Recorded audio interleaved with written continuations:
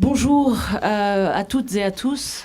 J'ai la lourde tâche de débuter cet après-midi table ronde autour des questions du vin, de la vigne, de l'œnotourisme. Je suis très heureuse au nom du président Guillaume Gelé, président de l'Université de Reims Champagne-Ardenne, Guillaume Gelé, de pouvoir effectivement ouvrir ce débat sur la question une fois de plus, de la vigne et du vin, dont on sait qu'ils sont au cœur des réflexions de l'université, mais aussi de ses partenariats. Je tenais à remercier aujourd'hui les organisateurs de cette table ronde. Tout d'abord, la Maison de l'Emploi d'Épernay, je crois c'est important, qui est très actif sur cette table ronde, qui est une deuxième table ronde, puisqu'une première avait déjà été organisée au mois d'avril dernier. On peut remercier effectivement le BAIPSU, ici de l'université. On peut aussi remercier l'Institut Georges Chapas, qui participe activement, effectivement, à rendre visibles on va dire les domaines de la vigne et du vin ici sur le territoire et aussi à l'université. Je pense que l'Université de Reims Champagne-Ardenne, au cœur de son territoire, offre un certain nombre de formations vers ces domaines. Alors évidemment, on pense au domaine scientifique, bien sûr. Je pense qu'on ne peut et on doit souligner que l'Université de Reims est une des 5 sur le territoire national à offrir le diplôme national d'œnologie. Et ça, je pense que c'est un point, une force, on va dire, pour l'université. On peut évidemment penser à toutes les formations de l'économie, de la gestion, du juridique, qui viennent compléter effectivement vers ce domaine du monde vitivini. Et puis bien sûr, et je n'oublie surtout pas les sciences humaines, car je crois que cet après-midi vous est largement consacré, notamment, et de penser que peut-être les formations ne sont pas forcément ciblées vers directement ces métiers de l'œnotourisme ou de la vigne et du vin, mais je pense que justement une formation au niveau licence ou au niveau master est tout à fait transférable vers ce domaine d'activité qui est riche, qui est en plein essor, qui est en pleine mutation, et je pense que l'œnotourisme, on le verra durant cet après-midi, est un point évidemment qui est marquant de ce dynamisme.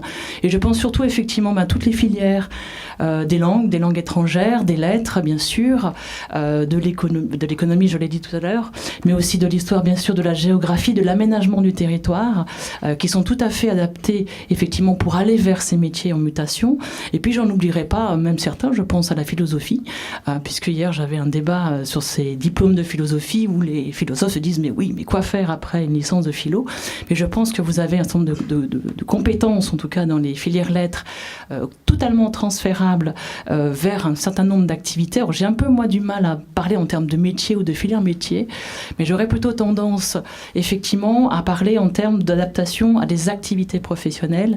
Il y a un certain nombre de compétences que vous développez ici à l'université dans vos formations qui permettent effectivement de vous adapter à ces métiers en mutation. Et je pense que l'œnotourisme est un métier qui arrive, on va dire, qui est relativement récent, notamment en région, qui se développe beaucoup en région.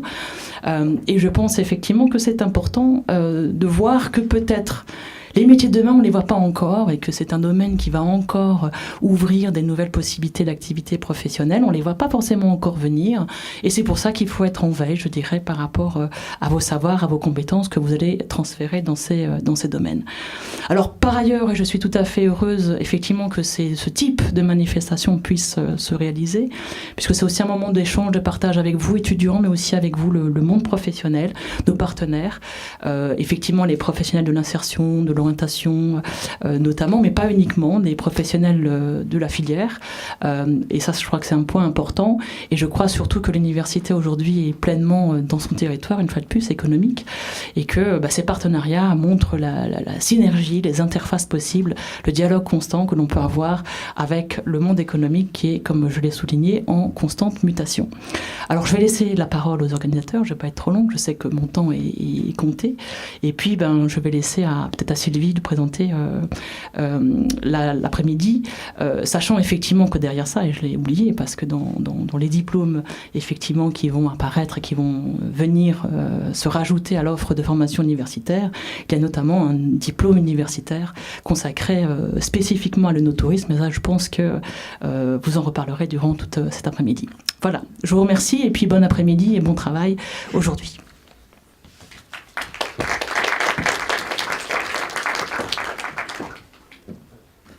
Merci Emmanuel. Bonjour, je tiens également à remercier Elsa Gatelier, Florence Christophe et Gaëlle Kélénis pour m'avoir confié l'animation de cette conférence. Quelques mots me concernant, je m'appelle Sylvie Joly, je viens de l'Université de Paris 1 Panthéon-Sorbonne, docteur en géographie, je suis membre de l'équipe interdisciplinaire de recherche et d'études sur le tourisme, membre de l'Institut Georges Chapaz, mais également ancienne étudiante de l'Université de Reims, puisque j'y ai obtenu il y a très longtemps l'ancêtre du master, un DESS en développement local, au Centre de recherche sur la décentralisation territoriale.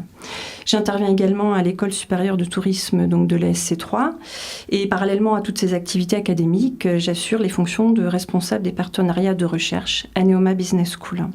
Alors avant tout ça, j'ai travaillé 10 ans dans le secteur public local du tourisme et notamment à la direction du phare de Verzenay en Champagne de 1999 à 2004. Et à l'époque, il y a 15-16 ans, c'était pas facile de parler de nos tourismes en Champagne et force est de constater que les choses ont beaucoup évolué depuis. Et elles se sont même considérablement accélérées, je trouve, ces 2-3 dernières années. Alors on pourra notamment citer la refonte de la route touristique du Champagne, le classement UNESCO, la labellisation vignoble et découverte, le contrat de destination qui aboutit enfin à cette marque territoriale collective qu'est Champagne Refined Art de Vivre. Le tourisme est en pleine évolution en Champagne et ce n'est qu'un début. Il convient dès lors de penser, de construire un modèle de développement touristique qui soit en adéquation avec son produit phare, qu'est le Champagne. On parle aujourd'hui d'offres, de positionnement premium, de tourisme d'excellence. Et tout ceci passe notamment par une formation qui soit adaptée, préparatoire et d'accompagnement à ce développement.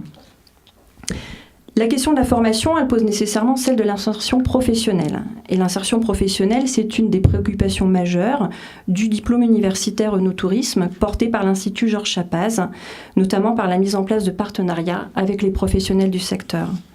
Aussi, je souhaiterais m'arrêter quelques instants sur ce DU no-tourisme.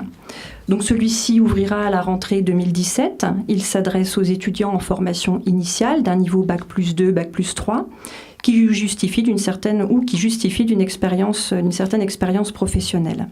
Elle s'adresse également à des professionnels en formation continue. Son effectif se veut volontairement réduit, 15 à 20 personnes, afin de privilégier la qualité du DU. Les enseignements seront intégralement dispensés en anglais, sur un mode participatif et basé sur l'expérientiel. Ce DU se veut également professionnalisant, avec environ 500 heures de cours, suivis de 4 mois de stage en entreprise.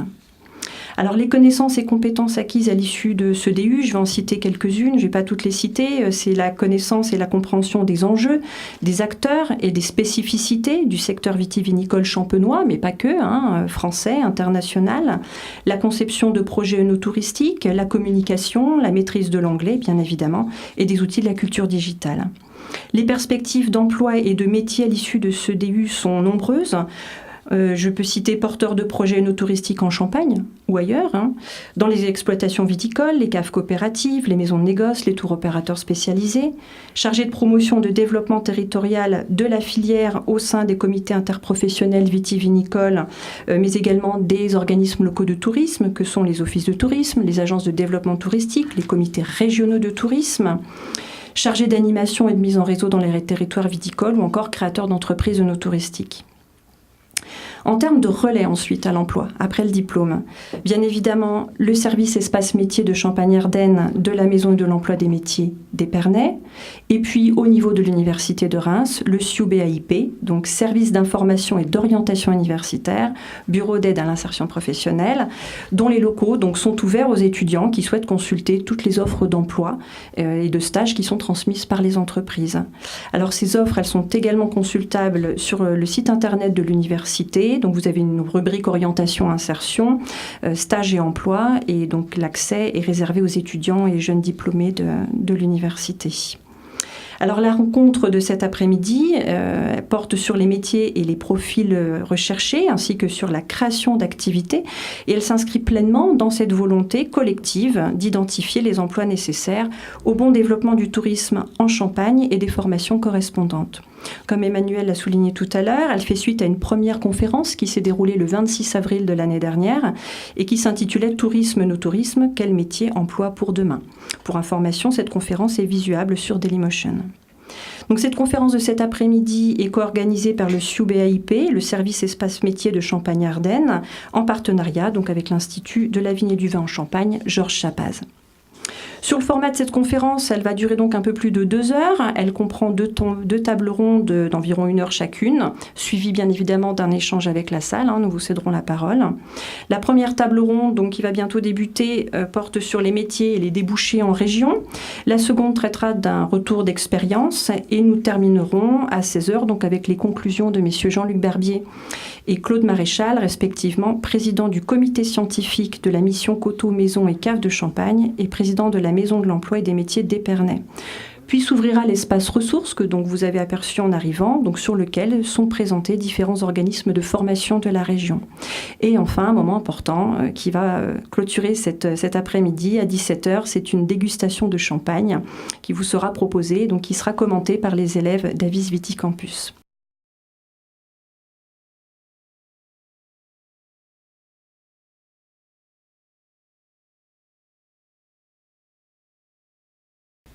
Donc première table ronde intitulée Projet des territoires, métiers débouchés en région, avec 4 intervenants.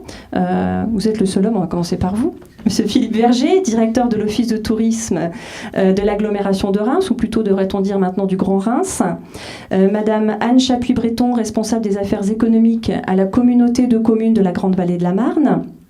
Madame Anne-Marie Colpin, directrice de l'agence ADECO Champagne Tourisme événementiel, et Madame Delphine Blondieu, assistante RH au groupement d'employeurs ID. Donc vous disposez de 10 minutes de temps de parole chacun, et puis ensuite, voilà, nous vous donnerons la parole dans la salle. Monsieur Verger, on va commencer par vous. On va être galant. Donc vous êtes directeur de l'Office de tourisme de Reims depuis 1 an et demi maintenant. Donc vous avez à la fois ce regard extérieur et puis maintenant ce recul pour pouvoir parler de l'œnotourisme sur le secteur de Reims. Et puis j'ai envie de vous poser une première question. Donc depuis le 1er janvier de cette année, c'est l'Office de tourisme du Grand Reims. Quel changement, quel impact aussi cet élargissement du territoire sur vos activités ? Bien, bonjour à toutes et à tous et merci à vous de cette invitation. Bon, c'est un sujet effectivement assez complexe qui est en pleine phase de développement. Les perspectives alors pour le territoire, c'est vrai que bon, je suis arrivé il y a 1 an et demi, j'arrive de Toulouse, j'ai passé plus de 20 ans à Toulouse, j'ai travaillé dans l'univers des parcs à terre pendant une dizaine d'années, j'ai dirigé l'Office de tourisme de Toulouse pendant 11 ans et j'arrive sur ce territoire, la Champagne, qui est un territoire qui offre des potentialités extraordinaires. Et puis j'entends dire quand j'arrive ici, oh là, il y a un couac, c'est pas possible, arriver en Champagne c'est compliqué, les gens sont froids, on est à Toulouse sur un territoire effervescent, ici on revendique une autre forme d'effervescence, etc. Donc vous voyez, on rentre déjà un peu dans le marketing territorial. Donc c'est extrêmement intéressant. Et aujourd'hui, j'ai eu cette chance, vous l'avez cité tout à l'heure, d'arriver, à peine arrivé, d'avoir un contrat de destination qui s'était mis en place, qui découlait en fait des assises du tourisme, d'avoir cette inscription au patrimoine mondial de l'UNESCO des coteaux, caves et maisons de Champagne, donc un estampillage du territoire qui donne quand même, je dirais, un coup de projecteur véritable sur le territoire. Dans la foulée d'avoir gagné la candidature pour Destination Vignoble, donc on a accueilli en octobre dernier, c'est plus de 150 tour opérateurs venus du monde entier sont venus pour promouvoir le territoire et notamment sur la dimension œnotourisme. Et puis au-delà de ça, les choses se précipitent, mais le monde du tourisme se précipite et bouge aujourd'hui très sensiblement, puisqu'on est dans une phase de réorganisation territoriale, de mutualisation avec l'ensemble des acteurs, et qu'aujourd'hui, le territoire de l'agglomération de Reims et l'Office de tourisme bougent, puisqu'on va se transformer en Office de tourisme du Grand Reims. Et tout ça dans une logique, effectivement, je crois qu'on ne peut pas raisonner autrement qu'en termes de destination. Il faut se dire que le terme à retenir pour le tourisme, c'est des logiques de destination. Et on a parlé du contrat de destination. C'est essentiel qu'aujourd'hui, on puisse tenter de décloisonner un peu cette vision administrative qu'on peut avoir, cette vision millefeuille où vous avez d'un côté la région, les départements, les communes. La logique de destination, elle s'impose pour les touristes parce que pour les étrangers, même le fait d'être baptisé Grand Est, Hauts-de-France, toutes ces régions, c'est quand même pas très sexy. Donc il faut qu'on arrive à s'identifier à travers des marques et la Champagne est une marque d'excellence, fait partie de ces marques d'excellence. Et il faut être capable de porter la bonne parole en France, à l'étranger, à travers déjà un nom qui résonne, qui a une certaine résonance à l'étranger. Voilà, donc aujourd'hui on bouge. Moi j'observe, j'ai une grande fierté j'exprime une grande fierté d'être là sur le territoire depuis 1 an et demi. La structure Office de tourisme elle-même a sensiblement bougé, s'est organisée. Il y a énormément de projets en matière de structuration de l'offre. En matière de développement, on essaie de fédérer les acteurs, et ce territoire ne pourra de toute façon pas bouger si il n'y a pas du lien qui se crée entre les différents acteurs. Et le no-tourisme, c'est pour moi un sujet sensible, extrêmement important. On en parle de plus en plus. Il y a du boulot. Je le dis très clairement. On pourra rentrer un peu dans le vif du sujet juste après, mais il y a encore du boulot. Je dirais que ça fait partie des challenges, des défis. Et comme je suis un peu dans mon ADN un compétiteur, ça me fait énormément plaisir et je suis ravi d'être là. Alors, je ne sais pas si j'ai entièrement répondu à votre question. On va rentrer un peu dans le fond après, mais je vois bien que mes collègues puissent aussi répondre et peut-être de façon interactive, pas forcément faire un monologue. Voilà. Alors, peut-être juste pour continuer quand même un petit peu avec vous, parlez-nous de ces projets de développement et de structuration de l'offre et donc des besoins que vous auriez en termes de profil, de métier, peut-être des besoins nouveaux à l'Office de tourisme. Si vous voulez, je sens que déjà, je vous parlais très clairement, j'ai l'impression quand je suis arrivé ici en Champagne qu'il y avait une véritable opposition, et tout le monde le disait, entre cette vraie difficulté à relier le monde du champagne et le produit, donc autrement, le monde du champagne, le et la Champagne, donc le produit et le territoire. Donc tout ça, ça a bougé par le fait de la mise en place de ce contrat de destination qui a permis de créer du lien entre le comité Champagne, le CIVC et l'ensemble des acteurs territoriaux. Donc ça a été quand même déjà une vraie avancée. Mais l'idée, à travers ce contrat de destination, c'est d'engager des actions de promotion à l'étranger, de mutualiser, de chasser en meute, d'amener de la crédibilité aux actions qu'on mène. Mais pour être présent sur les marchés étrangers, et pour proposer des choses, et pour valoriser notre territoire, il faut être en capacité de structurer une offre. Or, la perception que j'en ai aujourd'hui, c'est là où on est encore très faible, c'est qu'on a une offre extrêmement diffuse, une offre à plat, ce que j'ose qualifier une offre à plat, c'est-à-dire qui ne tend pas suffisamment vers une offre expérientielle. On ne propose pas suffisamment de choses à vivre, mais plutôt des choses à voir. Donc c'est là où il y a un vrai travail à mener avec l'ensemble des opérateurs. Quels sont-ils ?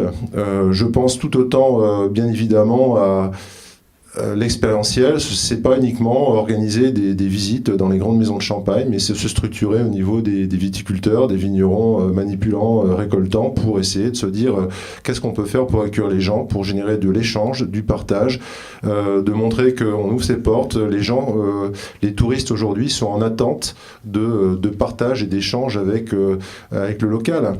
J'ai échangé hier avec une personne qui développer une activité spécifique sur de la navigation, avec un petit bateau, reçoit des clientèles étrangères plutôt haut de gamme, australiens, américains. Il s'associe avec des viticulteurs pour les amener sur place, organiser des dégustations.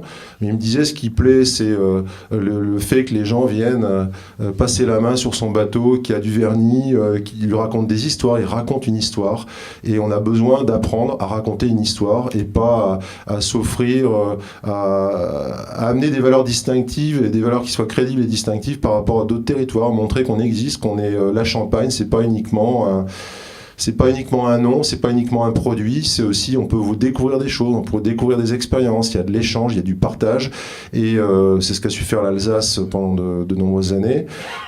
Plus tardivement, je dirais, dans le Bordelais, ils se sont structurés en matière de no-tourisme, mais la base de no-tourisme, c'est la capacité à échanger, à partager, à raconter une histoire, expliquer il y a quelques exemples de sites que j'ai pu visiter, où on mélange à la fois la visite de cave avec des sites de production.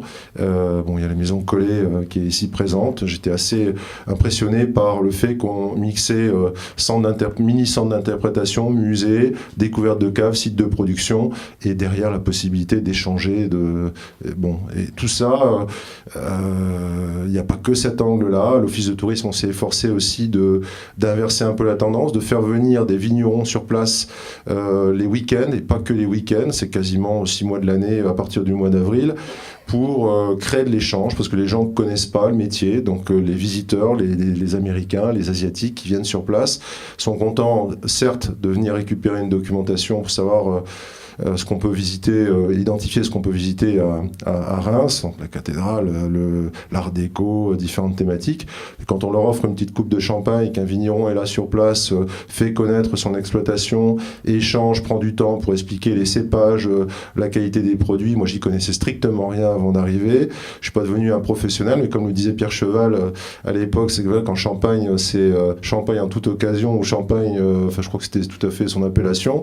Je me suis formaté, mon palais s'est formé un petit peu progressivement. Je suis encore un béotien par rapport au champagne, donc je suis pas du tout un œnologue pur et dur, mais pour autant, ce que j'apprécie quand on parle de nos touristes, pour moi, au cœur du sujet, c'est le partage, c'est l'échange. Et c'est là vraiment on a besoin de travailler ensemble.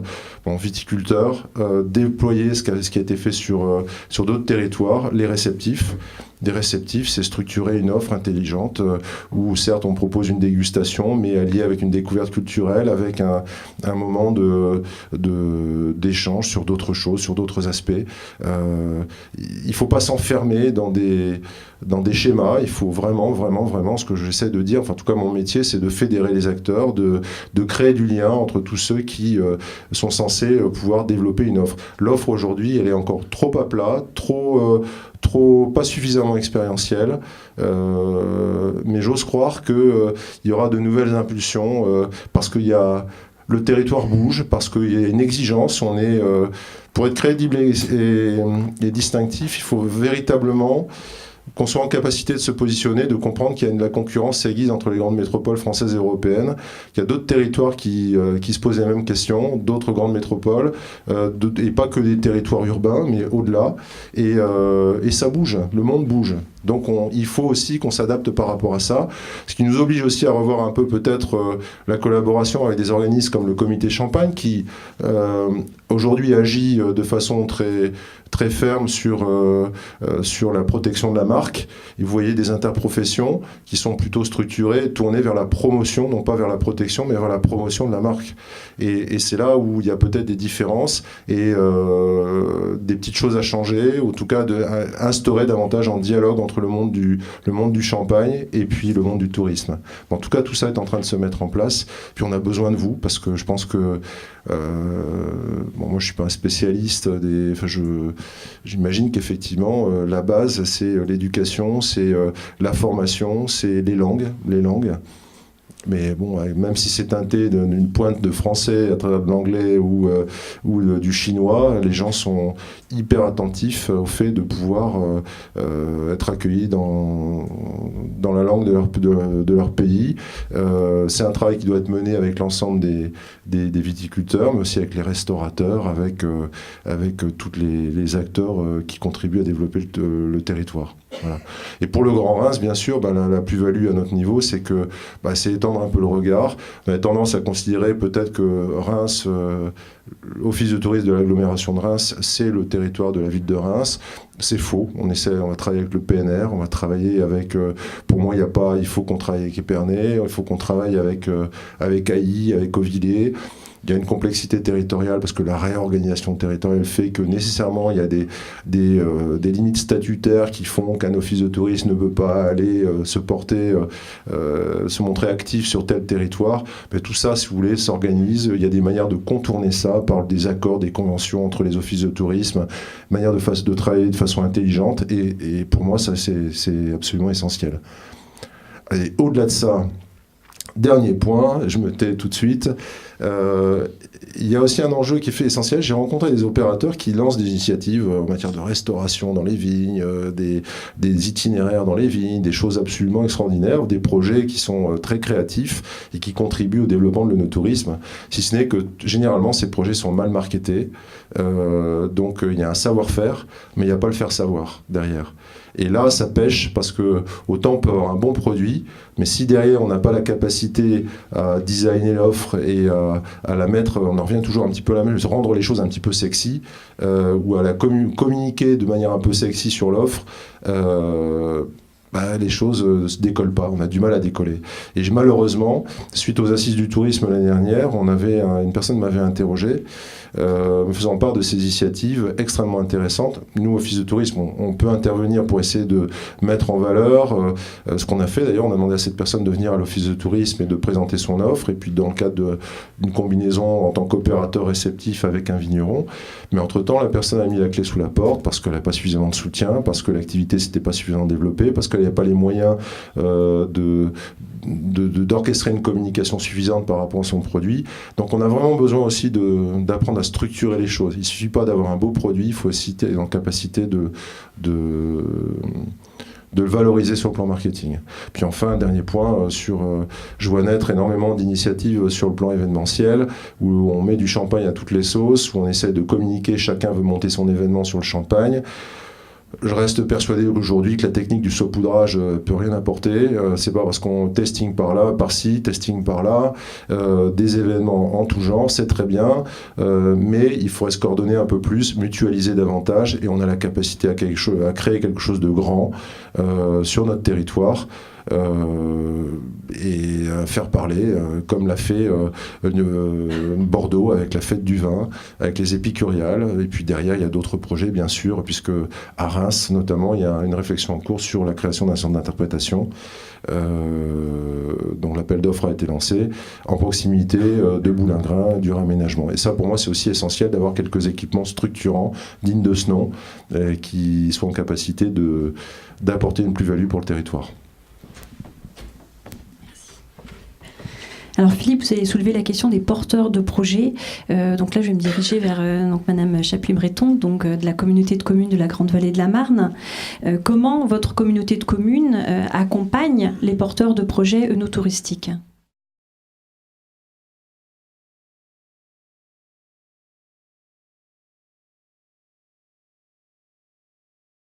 Bonjour à tous, donc Anne Chapuis-Breton.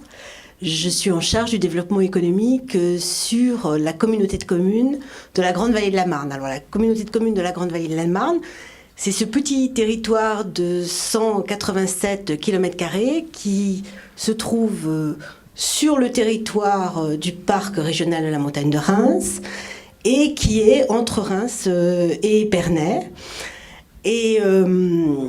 Et c'est vrai que nous avons nos voisins sont regroupés en grande métropole. Il se trouve que la communauté de communes est restée dans son entier, enfin n'a pas aujourd'hui de nécessité à réorganiser avec beaucoup de communes. Ces partenariats, ça nous a permis de pouvoir avancer sur cette question de l'organisation de l'activité touristique. Alors, comment est-ce qu'on a avancé ? C'est que nous avons la chance d'avoir sur notre territoire un schéma de développement du tourisme qui a été réalisé il y a plus d'1 an et demi, et nous sommes en train de le mettre en application. Ce schéma de développement du tourisme nous permet de pouvoir aujourd'hui travailler avec les porteurs de projets en essayant, tant faire se peut, de pouvoir proposer une ligne directrice et que le territoire puisse continuer à maîtriser son développement économique. Alors, bon, il y a de grands projets sur notre territoire aujourd'hui. D'abord, nous avons je pense que beaucoup d'entre vous qui prennent la route du Champagne ou qui passent la route entre Verrouvilliers, voient sur la commune de Champillon cet immense hôtel qui est en train de se construire, le Royal Champagne, qui va normalement ouvrir en septembre 2018, qui va proposer un gastronomique, un bistronomique et un spa. Nous avons, je pense que certains d'entre vous ont vu dans la presse, un deuxième projet qui arrive je pense, qui est en phase de construction financière, donc avec un démarrage, je pense, sur 2018, qui va se trouver à Mutigny, qui va offrir à nouveau un grand 4 étoiles. Donc ça, c'est pour notre structuration hôtelière et vous parliez de destination et je pense qu'on est tout à fait là. C'est comment est-ce qu'on construit la destination. Alors vous avez raison, les frontières de nos organisations n'impactent pas les touristes quand ils passent d'une commune à l'autre. Mais c'est vrai que la communauté de communes de la Grande Vallée de l'Île de la Marne a cette particularité d'être le berceau du Champagne, avec la commune d'Auvillers, avec les coteaux historiques du Champagne qui sont inscrits au patrimoine de l'UNESCO, et avec l'idée vraiment de pouvoir garder, en fait, tout en faisant un véritable développement, de pouvoir garder ce terroir dans son entier, et vous parliez d'expérimentation, et je pense que c'est tout à fait ça. C'est que là, on a la possibilité de pouvoir offrir un véritable art de vivre, une véritable expérimentation aux touristes. Alors, je m'éloigne peut-être un peu. C'est vrai qu'au niveau de l'accompagnement de projets aujourd'hui, nous sommes en train de réfléchir à la possibilité de pouvoir avoir un vrai programme d'accompagnement avec un vrai soutien à nos porteurs de projets. On a sur ce petit territoire un dynamisme qu'il faut relever, parce qu'on a chaque année à peu près 60 immatriculations d'entreprises, donc on a des habitants qui sont très dynamiques, beaucoup de projets autour de l'œnotourisme. Et vous parliez de saupoudrage, et c'est un petit peu ça, c'est-à-dire que moi, tous les acteurs économiques que je rencontre, c'est un tissu de petites entreprises, ont tous une idée pour pouvoir s'inscrire dans un projet. Alors, le travail qu'on est en train de faire maintenant, c'est d'abord qu'il y ait une cohérence dans ces projets-là, qu'on puisse permettre à ces personnes de se rencontrer les uns les autres, et qu'on puisse leur apporter aussi les outils dont ils ont véritablement besoin, en termes de gestion, en termes d'utilisation des nouvelles technologies, en termes de structuration de leur offre. Vous parliez de marketing, et ça c'est quelque chose dont on a véritablement besoin sur un territoire comme le nôtre, mais dans tous les territoires, c'est d'avoir une vraie offre marketing, une vraie cohérence, qui peut aller jusqu'à une charte graphique dans laquelle on puisse s'inscrire, qui permette de faciliter en fait, la vie quotidienne de ces porteurs de projets. Aujourd'hui, sur notre territoire, on est à 1,7 nuitées. Donc nous, notre objectif, c'est de passer à 2 et dépasser les 2. Pour cela, projet structurant, effectivement, on a besoin d'offrir quelque chose aux gens quand ils viennent. Il faut qu'ils aient des activités, et pas seulement des activités liées à de la dégustation de champagne. Donc, nous avons aussi le projet d'un centre d'interprétation. Donc, je pense qu'à terme, il y aura une véritable collaboration. On peut l'envisager entre ces deux projets qui sont complémentaires, à mon avis. Et puis, on est en train vraiment de travailler avec l'offre que l'on a, puisqu'on a la chance d'avoir le canal. Donc, on peut avoir du tourisme fluvial, on a une véloroute que l'on souhaite mettre en valeur, et puis on a cette magnifique forêt qui a été classée forêt d'excellence, et avec laquelle on peut vraiment travailler et proposer beaucoup de choses. Et nous souhaitons accueillir des porteurs de projets. Alors on a un espace de coworking qui est très orienté tourisme, avec beaucoup de gens qui ont des projets autour de ça. Nous sommes en train de réfléchir à la possibilité d'avoir un incubateur sur notre territoire. Et dans ce cadre-là, lors du salon du Vitef, c'est notre communauté de communes qui va être chef de file autour de l'œnotourisme. Et ça va nous permettre de pouvoir mettre en pratique un peu les idées que l'on a aujourd'hui, et de pouvoir proposer avec l'ensemble des partenaires très élargis qui travaillent sur l'œnotourisme, de pouvoir proposer en fait, je dirais pas des outils clés en main, non, mais disons toute une série de modules qui va faciliter la vie des gens qui travaillent dans l'œnotourisme. Autre chose, c'est que vous parliez... vous avez présenté une formation qui se déroule en anglais, et je pense que là on touche un point extrêmement important. L'idée que l'on a, c'est vraiment de trouver tous les moyens pour faciliter l'acquisition, même effectivement succincte, de la langue anglaise et d'une culture de base de la Champagne, et que l'on partage tous ensemble.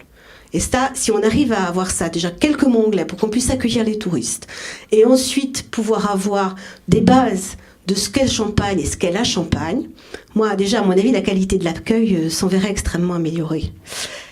Et donc, nous disons, si vous avez des projets, venez nous voir et on regardera comment on peut vous aider, même si ce sont de petites activités, puisque nous, c'est nous avons en grande majorité des petites activités. Alors je voudrais encore faire une parenthèse qui est liée à l'arrivée des grands hôtels sur notre territoire. Qui dit grand hôtel dit nécessité d'avoir des outils de transport, nécessité d'avoir des produits frais, nécessité aussi de pouvoir avoir de l'artisanat de qualité. Et du coup, le développement du tourisme, il faut bien le comprendre, c'est aussi le développement de toutes sortes d'activités autour pour permettre aux acteurs du tourisme de travailler dans les meilleures conditions qui soient. Et là, donc, c'est beaucoup plus large qu'uniquement une activité touristique. Alors effectivement, comme vous le dites, le no-tourisme, c'est tout un tas aussi de métiers connexes. Quand vous abordiez l'accompagnement des porteurs de projets, c'est du conseil en finance, en gestion, en marketing.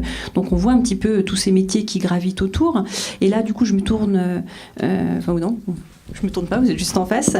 Madame Anne-Marie Colpin, donc directrice de l'agence Adéco Champagne Tourisme événementiel. Donc la question que j'ai envie de vous poser, c'est vous, est-ce que vous avez déjà, est-ce qu'on vous demande déjà des profils? Est-ce que vous en recherchez? Comment vous analysez les profils de poste? Mais tout d'abord, est-ce que vous pouviez nous parler de comment s'est développée votre agence? D'accord. Alors donc, j'ai la chance d'être à la tête de cette belle agence qu'on a appelée Adéco Champagne Tourisme événementiel, qui est en fait le regroupement de toutes les activités touristiques et réceptives des agences d'Épernay et de Reims. On s'est dit que chacune dans notre coin, on travaillait un peu les mêmes maisons, parce que souvent les maisons ont des établissements dans les deux villes, et qu'il était opportun de regrouper nos activités avec une seule structure, que cette structure avait beaucoup de légitimité. Et effectivement, 6 mois après, je peux vous dire qu'on a eu vraiment bien fait de le faire et qu'on a aujourd'hui acquis dans notre portefeuille, parce qu'il faut quand même que je parle aussi business, beaucoup de maisons qui sont aujourd'hui nos clients et qui nous suivent. Alors pourquoi? Parce que je pense qu'on a déjà on a un pôle de ressources humaines qui sont mes collaboratrices, qui sont des personnes qui sont trilingues voire quadrilingues. Je veille à prendre par exemple des stagiaires dans ma structure qui soient toujours au moins bilingues voire trilingues. Cette année là j'ai Tania, qui est allemande, qui parle allemand, anglais et français, et qui est en capacité de tester tout de suite en conversation les personnes qui se présentent à des postes, par exemple, de guide bilingue ou trilingue. Donc pour moi, c'est vraiment un atout important. Et puis j'ai une collaboratrice aussi qui n'est pas une stagiaire, qui est ma collaboratrice permanente, Estelle, qui est aussi qui est traductrice de métier de base et qui parle 5 langues. Donc c'est aussi un atout. Ensuite, il me semble qu'on a Adéco a aujourd'hui beaucoup de casquettes. Nous ne sommes pas qu'une agence d'intérim. Évidemment, c'est quand même notre activité principale, mais nous sommes aussi une agence de recrutement, CDD, CDI. Donc nous sommes des recruteurs. Nous faisons passer des évaluations, nous avons des entretiens approfondis, nous faisons des analyses de postes et nous avons mis en place pour certains postes, on va peut-être reparler des différents postes, notamment des guides et des sommeliers dans les maisons, une formation en partenariat avec Avis Viticampus et Pôle emploi, une formation qui rend les gens opérationnels. Alors premièrement, quand nous recrutons des guides, évidemment, on va essayer de chercher des guides en Champagne. Parce que ça paraît normal de donner du travail à des gens qui sont champenois. Or, le constat que nous avons fait, c'est que les champenois ne sont pas forcément fiers de leur territoire. On voit que les champenois n'ont pas forcément envie de rester. Ils n'ont pas conscience du tout, pour certains d'entre eux, qu'ils ont de l'or sous les pieds. Et que la marque Champagne, aussi bien le vin que la région, est une marque extraordinaire. Moi, je suis une champenoise, je suis troyenne, je suis arrivée à Reims il y a 6 ans, et je dois dire que je suis complètement tombée amoureuse de ce bassin d'emploi Reims Épernay, les coteaux, quand je vais constamment de Reims à Épernay dans mon travail pour visiter les maisons, et quand je descends à Épernay, que je vois, c'est magnifique, dans toute saison c'est magnifique. Donc j'essaie, à travers la passion que j'ai acquise pour cette région, de la transmettre aussi dans mes entretiens, et je me rends compte que les champenois ne sont pas tous comme ça. Donc déjà, ce que je dis aux champenois, c'est que vraiment, vous avez vraiment des beaux métiers à votre disposition, à votre portée, que l'Institut Georges Chapas qui arrive avec son diplôme universitaire, c'est vraiment très très bien pour le développement touristique de notre région. Donc je vais chercher un peu plus loin les champenois. Alors déjà, je dis aux champenois que vous êtes peut-être dans la salle, partez apprendre l'anglais, partez apprendre d'autres langues étrangères, parce que c'est indispensable pour travailler aujourd'hui dans le tourisme, bien sûr, mais si vous partez, revenez. Parce qu'il y en a aussi qui partent, mais il y en a quelquefois qui ne reviennent pas. Donc revenez, il y a du travail pour vous et du beau travail. Donc je vais chercher mes candidats, alors je m'y prends très tôt, on s'y prend en juin pour la saison qui suit, c'est-à-dire j'ai commencé mon recrutement en juin 2016 pour la saison touristique 2017. Pourquoi ? Parce qu'il me semble que je peux capter des talents qui reviennent d'étrangers, je peux capter des étudiants qui sont en fin de cursus et qui ont envie de s'investir dans le tourisme, et je peux capter aussi des gens qui arrivent, des conjoints par exemple de personnes mutées dans notre région et qui cherchent un job intéressant et passionnant dans le Champagne. Donc j'ai commencé cette année, je ne regrette pas parce que j'ai bouclé vraiment un beau recrutement, je suis assez fière du travail qu'on a fait, et nous avons donc cette année encore monté 2 groupes d'une douzaine de personnes qui sont donc des personnes qui ont été validées par les maisons, qui vont faire une saison touristique de 8 mois et qui vont bénéficier d'une formation de 6 semaines à Avise, une formation culture Champagne, parce que ce sont pour la grande majorité d'entre eux des gens qui ne sont pas champenois. Donc j'ai des Bordelais, j'ai une Colombienne, j'ai des gens d'autres pays aussi européens. J'ai des gens du sud, de Paris, voilà, j'ai des gens de partout qui s'installent, donc qui font aussi marcher l'économie, parce qu'ils s'installent, ils vont travailler ici, ils vont prendre un logement, etc. Et ils vont pouvoir bénéficier de cette formation de 6 semaines, qui va leur donner vraiment des valeurs, une culture, une connaissance du territoire, l'élaboration du vin, l'histoire des maisons, on va dire aussi le tourisme local. Quand vous avez un visiteur dans une maison, il a aussi besoin de savoir qu'est-ce que je dois visiter à Épernay, à Reims, qu'est-ce que vous me conseillez, quel restaurant, dans quel bar je pourrais goûter des champagnes de vignerons, etc., etc. Et donc, on va leur donner ça. On va leur donner aussi un savoir-être qu'ils ont probablement, parce que si on les a recrutés et qu'ils ont été validés par les maisons, c'est qu'ils ont quand même un certain savoir-être, mais on va aussi vraiment travailler la posture avec un coach pendant, ça je crois que ça dure 21 heures, la formation image de soi, où on va aussi leur expliquer comment se passe une visite de cave et comment ces personnes vont devenir ambassadeurs d'une maison, d'une région, d'un territoire. Vraiment. Pour que le visiteur, quand il sort de la maison, quand il sort du territoire, il n'ait qu'une envie, c'est de parler autour de lui, quel que soit son pays, sa ville ou son origine, de ce qu'il a vu, de ce qu'il a vécu, l'expérience, on revient à ça. Et il me semble que les hommes et les femmes qu'ils ont rencontrés à travers leur visite, ce sont ces personnes-là qui peuvent leur donner ça, ces petites choses dans les yeux qu'on a quand on sort d'une belle visite, d'une belle expérience, et qu'ils vont pouvoir dire aux gens qui les entourent dans leur vie, allez en Champagne, allez voir, c'est vraiment merveilleux, on a passé des moments super, et vraiment c'est quelque chose que je vous recommande. Et puis aussi, qui vont acheter du champagne dans leur ville, dans leur région. Parce que même si dans les boutiques on vend des bouteilles, évidemment on ne peut pas rapporter forcément plusieurs caisses quand on est en avion ou quand on est en bus. Donc vous avez compris que l'humain est au cœur de mes préoccupations. C'est une passion dans ma vie, je fais ce métier depuis 32 ans maintenant. Et je le découvre tout le temps. Voilà, je fais partie de ces gens qui vont partir, qui vont travailler le matin et qui se demandent ce qui va leur arriver dans la journée. Donc les rencontres que j'ai fait depuis ces 6 ans maintenant que je suis à Reims, me confortent dans l'idée que nous sommes vraiment sur un terrain magnifique, que nous avons des postes extraordinaires à proposer à des gens qui ont envie de transmettre leur passion pour ce territoire. Donc étudiants que vous êtes ou personnes qui souhaitaient vous orienter vers ces beaux métiers de l'œnotourisme. Alors je recrute des guides, interprètes. Les guides interprètes doivent être trilingues, obligatoirement l'anglais plus une autre langue, espagnol, italien, russe, japonais, chinois, néerlandais, allemand. L'allemand étant un peu difficile à trouver parce qu'on n'a plus beaucoup de germanophones. Ensuite, je recrute des guides accompagnateurs. Donc là, il faut plutôt être bilingue anglais. Des assistants boutiques, bilingue anglais. Des sommeliers, qui sont des sommeliers de dégustation. Donc ce ne sont pas des sommeliers comme vous pouvez en voir dans les restaurants gastronomiques. Ce sont des sommeliers qui ont aussi eu cette formation dont je vous parlais tout à l'heure et qui vont parler du vin qu'ils vont servir en dégustation à la fin des visites. Donc il faut aussi que ce soit des passionnés, bien sûr. Donc s'ils ont une formation œnologie au départ, c'est quand même mieux. Et puis, je recrute aussi des hôtesses d'accueil, je recrute aussi du personnel qui va travailler dans les sites privés des maisons, puisqu'il y a énormément de réceptions privées dans les maisons de champagne. Donc, tout un personnel réceptif, des chefs de rang, des maîtres d'hôtel, des sommeliers, serveurs, des personnes là plus professionnelles, des cuisiniers, des vestiaires, etc. Vous voyez, il y a quand même une palette de métiers qui est importante. Et puis, je fais aussi travailler des étudiants que je trouve souvent dans la filière STAPS. Voilà, c'est peut-être un hasard, je ne sais rien.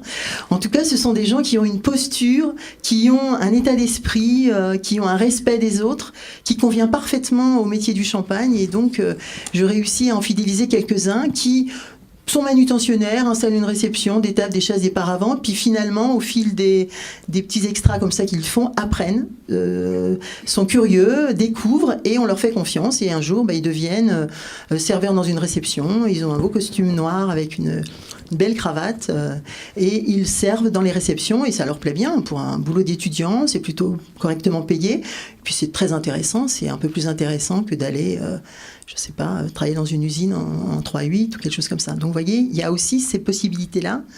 Et quelquefois, j'ai des étudiants aussi qui reviennent me voir après leurs études et qui me disent « J'ai vraiment tellement aimé ce que j'ai fait quand j'étais étudiant. Qu'est-ce que je peux faire pour vraiment devenir professionnel et rentrer dans le circuit ?» Et là, voilà, je suis là aussi pour les conseiller. Pourquoi pas les faire rentrer dans le circuit des saisonniers. Voilà, je suis très bavarde, je suis passionnée comme vous l'avez vu, mais j'espère que j'ai répondu à vos questions. Merci. Merci beaucoup. Je vais me tourner vers Delphine Blondieu parce que c'est vrai que l'intérim, c'est quelque chose qu'on connaît relativement bien. Par contre, groupement d'employeurs, un petit peu moins. Donc, pouvez-vous nous présenter ce principe du temps partagé ? Bonjour à tous. Donc effectivement, je vais vous présenter ce qu'est le cœur de métier des groupements d'employeurs, le travail à temps partagé. Alors ça existe depuis une 30aine d'années. Malheureusement, c'est encore très peu connu et pourtant tellement innovant, surtout par les temps qui courent. Donc en fait, nous, groupements d'employeurs, nous sommes là pour mutualiser des besoins d'entreprise qui sont des besoins pérennes dans le temps, mais qui ne sont simplement pas des besoins à temps plein. En d'autres termes, si vous voulez, on regroupe des besoins qui sont à temps partiel ou saisonniers avec une double vocation, à la fois vis-à-vis des entreprises et vis-à-vis des salariés. Donc tout d'abord pour les entreprises, on est là pour leur apporter les compétences dont elles ont besoin au juste temps. Vous n'êtes pas sans savoir que ce soit le secteur de l'onotourisme ou d'autres secteurs d'ailleurs, il y a beaucoup de petites entreprises, voire de très petites entreprises qui ont un savoir-faire, qui ont souvent un gérant qui a eu une très bonne idée à un moment donné, mais qui malheureusement, avec ses deux mains, n'a pas le temps de tout faire et a besoin d'être assisté et d'être bien assisté. Donc souvent, on rencontre des entreprises, des chefs d'entreprise qui comme ça font leur métier depuis déjà quelques années et puis font tout ce qui est administratif, commercial. En fait, ils ont toutes les casquettes et malheureusement, ils n'ont pas le temps de se développer. Et à un moment donné, ils se disent j'ai vraiment besoin de quelqu'un pour m'assister, mais de par ma taille, pour le moment, je n'ai pas besoin de quelqu'un à temps plein. J'ai besoin de quelqu'un à temps partiel qui va avoir les compétences dont j'ai besoin pour m'assister sur différents aspects. Ça peut être aussi le côté saisonnier, puisqu'on peut avoir, et notamment en Champagne, des entreprises qui ont des saisonnalités sur l'année, donc des pics d'activité à un certain moment donné de l'année. Donc nous, on va être là en fait pour mutualiser autour d'un profil ces différents besoins et nos salariés vont partager leur temps de travail dans la durée, en CDI, au sein de ces différentes entreprises. Donc évidemment, l'avantage pour l'entreprise, c'est elle va avoir la compétence dont elle a besoin, au juste coût, au juste temps dont elle a besoin. Et puis pour le salarié, évidemment, aujourd'hui on parle beaucoup de compétences, évidemment, plus que de métier, d'employabilité.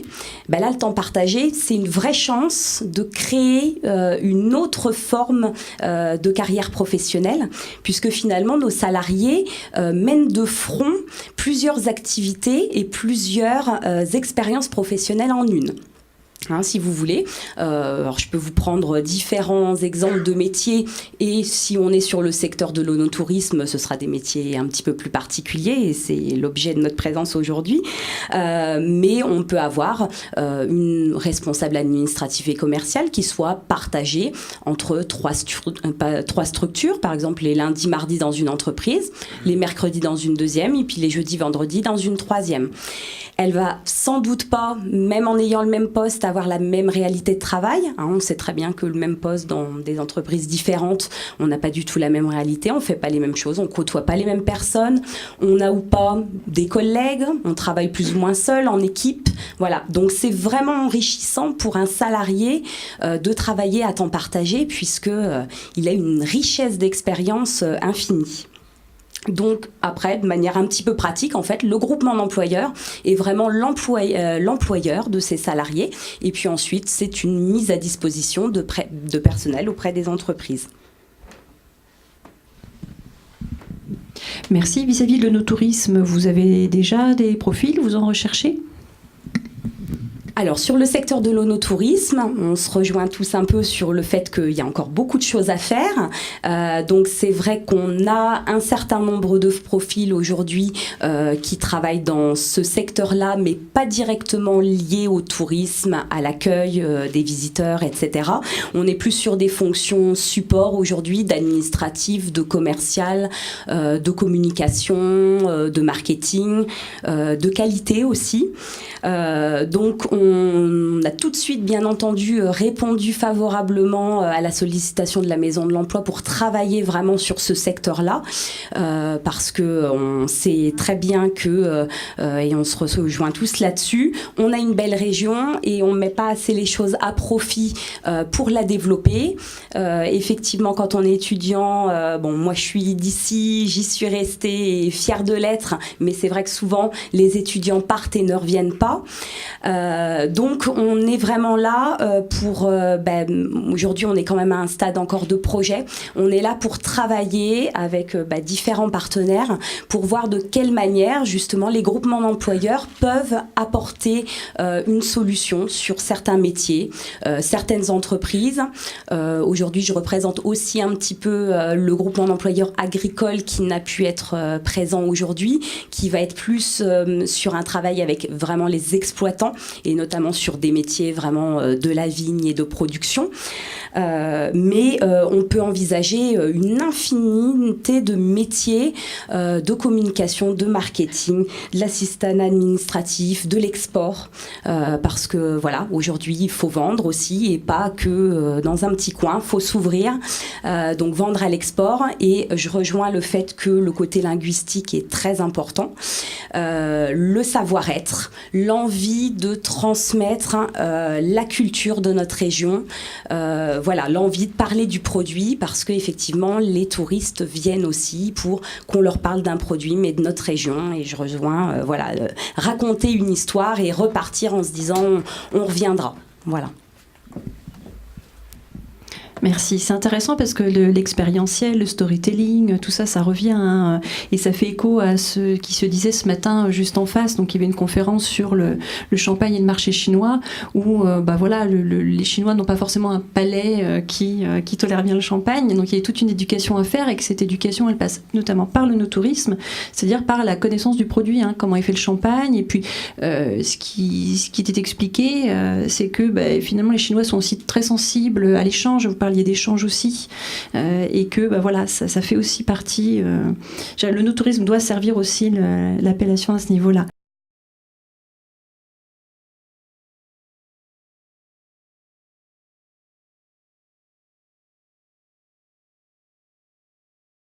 Alors merci à vous quatre. Je vous propose de démarrer par une dame cette fois-ci. Alors par Madame Sabine Gobert, donc responsable Escapium et City in My Bag à Reims. Vous avez été lauréat dans la catégorie révélation du challenge Idées Boîtes. Qui est un challenge co-organisé par le réseau régional de l'innovation et l'incubateur d'idées Champagne-Ardenne. Alors présentez-nous votre concept, votre innovation. Alors bonjour à tous, merci de nous avoir invités. Je vais vous présenter City in My Bag. Je ne sais pas si certains connaissent, je vais déjà vous montrer.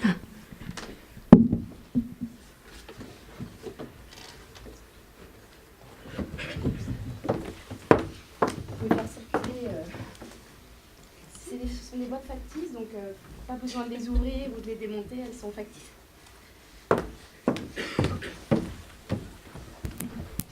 Donc voilà, vous avez dans les mains en fait le nouveau concept de visite qu'on a lancé sur Reims il y a quelques mois. Donc en fait, je suis la responsable d'une start-up rémoise. On est 3 et puis on a lancé en fait ce nouveau concept pour faire découvrir une ville autrement. Donc jusqu'à présent, vous en avez parlé juste avant, il y avait plusieurs propositions pour les touristes, mais il n'y avait pas de choses expérientielles.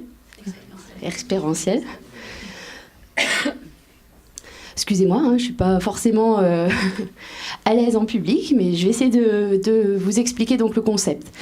Donc en fait, City in My Bag, c'est né d'un constat en fait de vouloir faire vivre une expérience aux touristes. Donc dans la City Box, on a mis un plan, 12 lieux à découvrir grâce à des cartes indices. Et quand les participants retrouvent des lieux, ils ont des petits cadeaux à ouvrir qui sont locaux, ludiques. En fait, la City Box permet de découvrir une ville ensemble, de ranger son portable et de partager un moment ensemble. Chaque City Box est prévue pour 2 à 4 participants de 7 à 77 ans. Est-ce que vous avez des questions ? Moi, j'en ai une. Ce concept, comment l'idée vous est venue, en fait ? Donc l'idée est venue parce qu'en fait on a créé il y a 3 ans sur Reims by Escapium. C'est une société d'événementiel où en fait on propose aux participants de visiter la ville sous forme d'activités qui durent 2 heures. Et les activités sont un rallye gourmand, un jeu de piste et une battle photo Polaroid dans la ville. Donc en fait on avait beaucoup de participants, ça s'est très bien développé et on avait pas mal de demandes pour des familles, alors que nous avec Reims by Escapium, cette première société, on accueille des groupes de 10 à 120 personnes. Et donc on avait pas mal de demandes pour des groupes de plus petits groupes et donc on a décidé de créer City in My Bag. On l'a développé à Reims en français et en anglais et à Paris en français et en anglais et puis on a plein d'autres villes sur lesquelles on travaille. Alors ces villes, elles vous sollicitent ou vous avez déjà des envies, rester dans des villes œnotouristiques ou pas forcément ? Alors en fait l'idée c'est de faire découvrir l'âme d'une ville. Donc on est vraiment dans de l'aventure urbaine. Jusqu'à présent, on avait l'idée de développer des villes. Donc en fait, les gens qui aiment bien City in My Bag deviennent des City Friends dans d'autres villes. Donc on a déjà une communauté dans certaines villes qui nous attendent. Là, la City Box de Lyon est presque terminée. Parce que nous, on ne la connaît pas, cette ville. Donc, en fait, on demande à nos City Friends de nous présenter, en fait, l'authenticité de leur ville. De vraiment être sur... une fois qu'on a visité tout ce qu'il y a de classique à visiter, on se dit ok, mais qu'est-ce que cette ville a de particulier ? Et c'est grâce aux City Friends qu'on l'a créé. Et là, la semaine dernière, il y a un pays qui nous a appelés pour créer en fait 4 villes dans ce pays, avec une grosse quantité de commandes à livrer pour le 1er juin. Donc si on signe le contrat, on va avoir besoin d'embaucher une dizaine de personnes, là, très très vite. Alors, quel profil recherchez-vous ? Alors dans l'équipe, donc Reims by Escapium, c'est la première société qui a été créée il y a 3 ans. City in My Bag, ça a été créé il y a 8-9 mois. Et en fait, dans le recrutement, on recrute, alors ça va peut-être vous surprendre, mais je ne regarde jamais aucun CV, et c'est en équipe qu'on recrute. Donc en fait, on recrute des gens qui sont avant tout engagés, qui ont cette notion de partager quelque chose de transmettre quelque chose et de recevoir. Voilà, on est vraiment dans le partage, dans l'échange. Donc on a des profils très très différents. Et ce qui compte pour nous, c'est la passion, le partage. C'est avant tout des choses qui, à mon avis, ne s'apprennent pas sur le banc de l'école. On a surtout des gens autour de nous. Dans mon équipe, on a surtout des gens qui ont beaucoup d'expérience, qui sont des gens qui sont débrouillards, qui n'hésitent pas à prendre des postes. Ils ont finalement un CV très rempli, mais très, très varié. Voilà, et c'est ça qui nous intéresse, c'est d'avoir des gens qui aiment les gens et qui ont envie de partager quelque chose. Merci, donc voilà, envoyez vos CV rapidement. Enfin, vos CV non, mais en tout cas, demandez un entretien, puisque vous ne regardez pas les CV. Alors, Anaïs Mousset, donc vous êtes responsable donc des chineurs de champagne. Il s'agit de vente en ligne de champagne de petits producteurs, donc avec des productions un peu confidentielles qu'on ne retrouve pas nécessairement en grande distribution. Parlez-nous donc, pareil, de votre concept et comment vous avez eu l'idée de ce concept.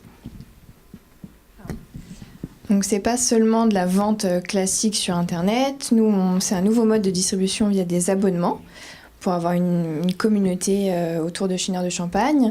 Et le but, c'est de faire découvrir toute la diversité des vins de Champagne, parce qu'il n'y a pas un seul Champagne, il y a plein de terroirs différents, plein de cépages différents, d'assemblages de millésimes. Enfin, je vous explique pas le Champagne, mais en gros, c'est de faire découvrir tout ça, et aussi de faire découvrir toute l'élaboration du Champagne, puisque tous les mois, c'est un nouveau vigneron qui est mis en avant, une nouvelle cuvée, et un carnet qui va expliquer ce qui s'est passé dans les caves et dans les vignes pendant le mois en cours, pour que tout le monde puisse comprendre comment ça se passe.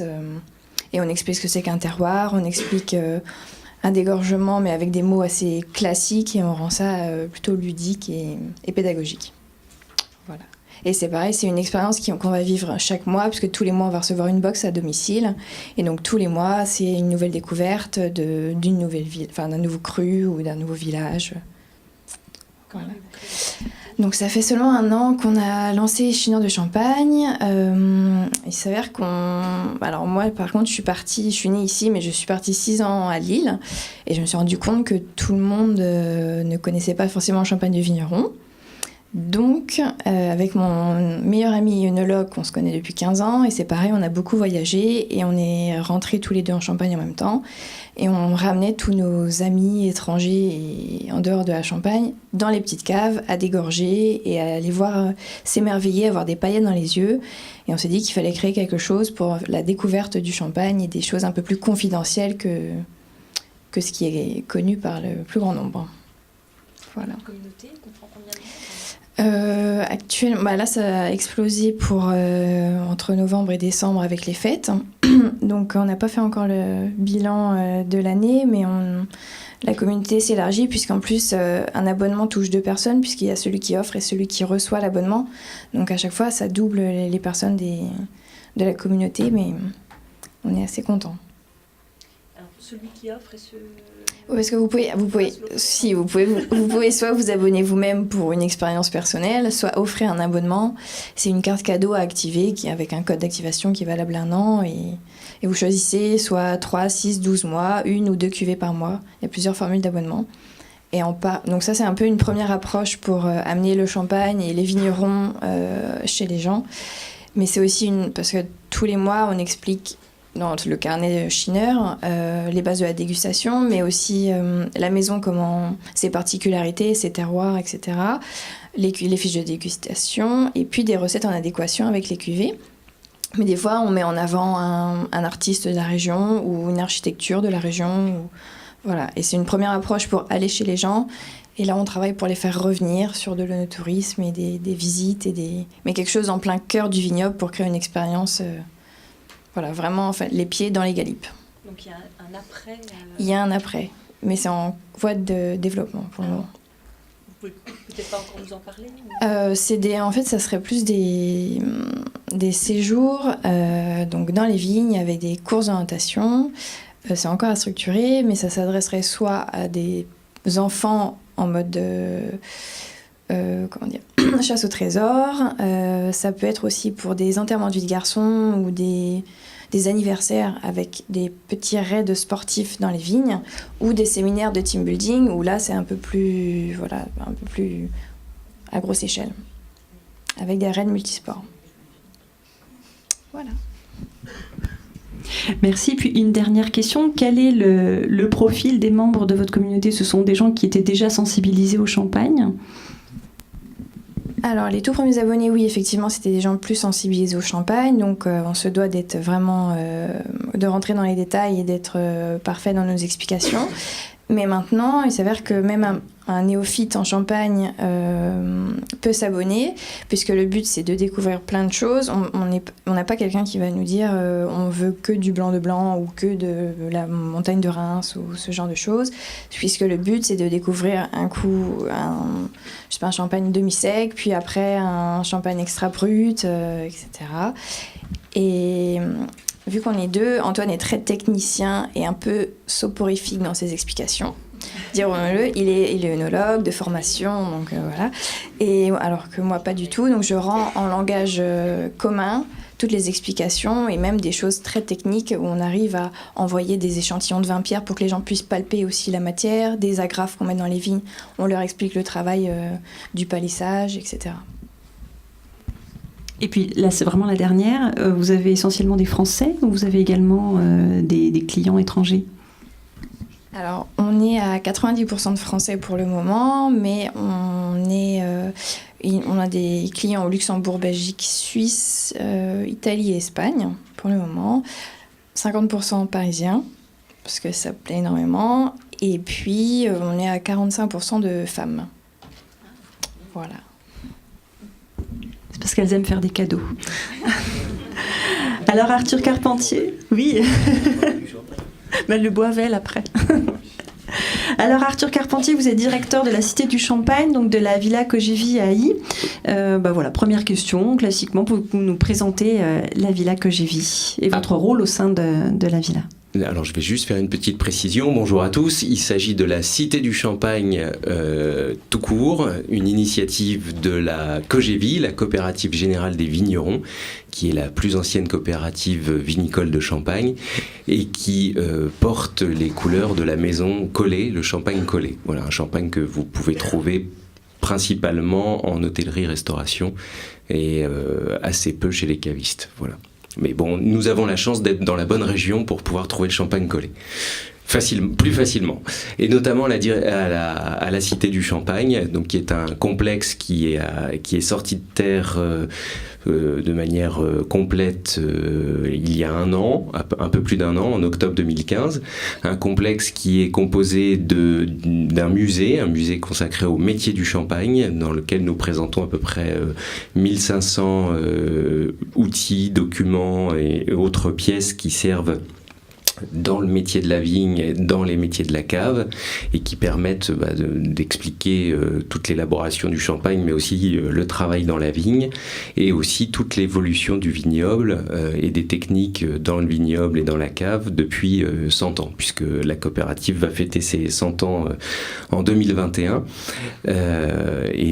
Donc nous nous servons des collections qui ont été amassées par les vignerons et les coopérateurs depuis près d'un siècle. Un deuxième espace muséal est consacré à l'histoire de cette coopérative, et à travers l'histoire de la coopérative, c'est l'histoire contemporaine du vignoble, l'histoire de l'appellation, des origines de l'appellation, puisque la Kojévi est née, entre guillemets, enfin en tout cas est issue des révoltes des vignerons de 1911, et c'est tout ce mouvement coopératif, ce mouvement de protection, ce mouvement qui a finalement abouti à la création du comité Champagne du CIVC, de la protection de l'appellation. Voilà, c'est tout ce que, à travers l'histoire de la coopérative, c'est tout ce que nous racontons au public. Et puis, évidemment, nous avons un espace d'accueil et de dégustation qui permet de recevoir les visiteurs et de terminer comme il se doit chacune des visites. Nous disposons également d'un hôtel particulier qui est un des plus beaux d'Ailly, qui s'appelle la Villa Collet, du nom de Raoul Collet, qui était directeur général de la coopérative pendant 30 ans. Et dans lequel nous proposons des expositions temporaires. Cette année est consacrée à l'exposition Champagne et guerre, la Marne dans la tourmente, dans lequel nous présentons les conflits, les deux conflits mondiaux vus depuis la Marne, et particulièrement Ailly et Pernay. Une exposition thématique donc sur la reconstruction, le rôle des femmes, la mobilisation, voilà. Donc une exposition que je vous invite à voir, c'est jusqu'en septembre 2017.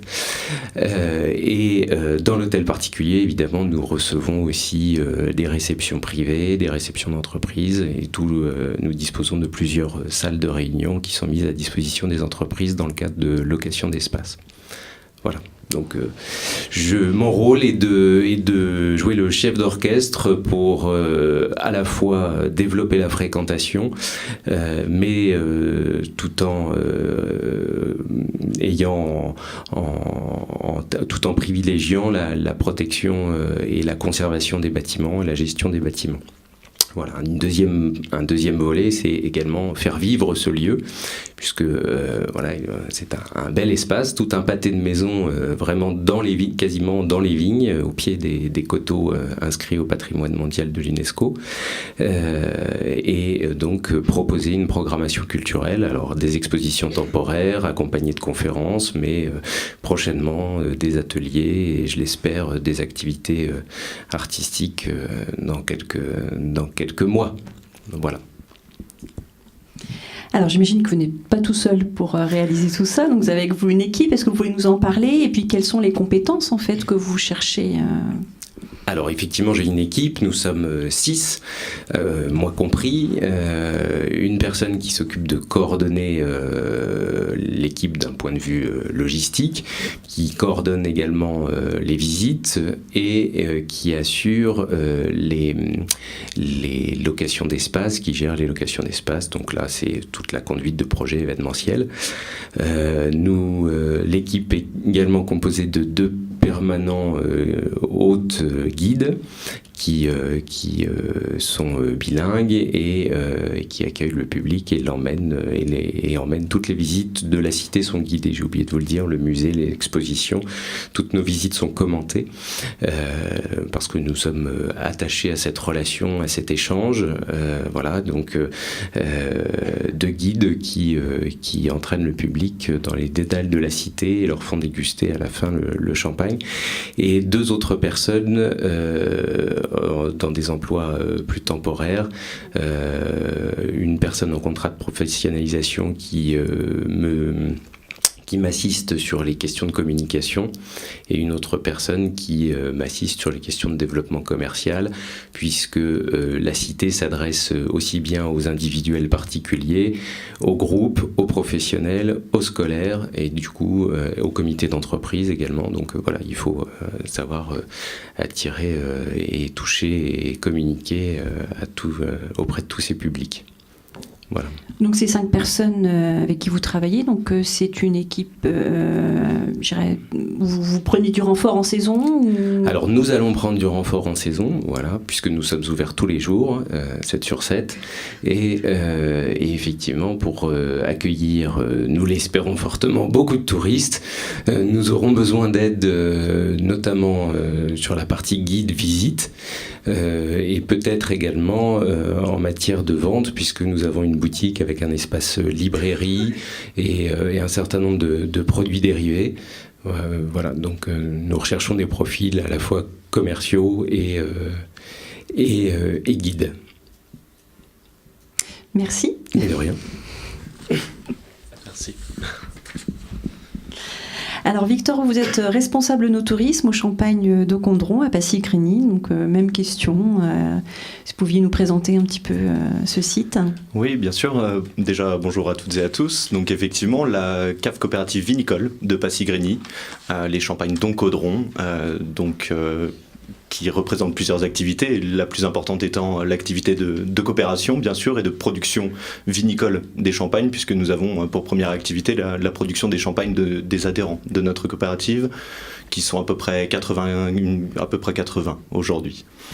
Donc effectivement, moi je m'occupe de toute la partie œnotouristique et on va se concentrer là-dessus aujourd'hui. Donc il a été créé en 2010 un parcours de visite sur la cave coopérative, un parcours de visite qui comprend donc un écomusée dans lequel nous allons vous présenter effectivement des vieux pressoirs, 16e, 17e, 20e siècle. On vous présente quelques outils et bien sûr on parle de l'histoire de la Champagne et de notre maison, vous imaginez bien. Ensuite, pour continuer la visite, nous nous rendons dans un autre bâtiment, dans une salle de cinéma qui peut accueillir 28 personnes aujourd'hui. Un film qui est traduit en 4 langues, français, anglais, portugais, allemand. Je suis en train de négocier la version néerlandaise pour cette année, puisque les clients belges dont on n'a pas parlé aujourd'hui restent une clientèle très très importante pour la Champagne et le champagne. Je pense qu'on peut inclure les 2 produits cette fois-ci. Et suite au cinéma, nous allons découvrir le centre de pressurage moderne. Donc il y a vraiment ces 2 côtés. Il y a le côté ancien avec le musée et le côté ultra moderne avec notre production quotidienne, je dirais. Suite à ça, on ira dans la cuverie, on a créé une passerelle qui est à 6 mètres de haut pour que vous puissiez vraiment découvrir tous les éléments qu'on utilise une nouvelle fois pour la production moderne. Donc il y a 1 million de bouteilles en stock dans ce bâtiment-là parce qu'il y en a d'autres ailleurs. Il y a également les cuves en inox, il y a les fûts de chêne, on voit souvent mes collègues travailler à l'intérieur, donc c'est vrai que c'est intéressant puisque ça permet vraiment d'aller un petit peu plus loin et de voir vraiment la production du champagne telle qu'elle est faite aujourd'hui. Je vais revenir, on en parlait hier, nous étions dans une réunion commune. On entend beaucoup parler en Champagne du remuage manuel, du travail à l'ancienne tel que c'était fait, et très peu du champagne tel qu'il est fait aujourd'hui. Donc nous, on a vraiment à cœur, quand nos touristes partent de chez nous, qu'ils aient compris exactement comment on faisait le champagne de A à Z, et surtout de la façon moderne. Donc suite à ça, et c'est pour cette raison que j'ai été embauché dans la maison, il a fallu développer cet œnotourisme. Donc là, on proposait un parcours de visite sec, très rapide, qui était soit en autonomie, soit guidé. Aujourd'hui, 100% des tours sont guidés, majoritairement par mes soins. Et je vous propose aujourd'hui donc de faire la visite que je viens de vous raconter et surtout d'aller plus loin et de vivre une expérience, effectivement, ce qui est très important.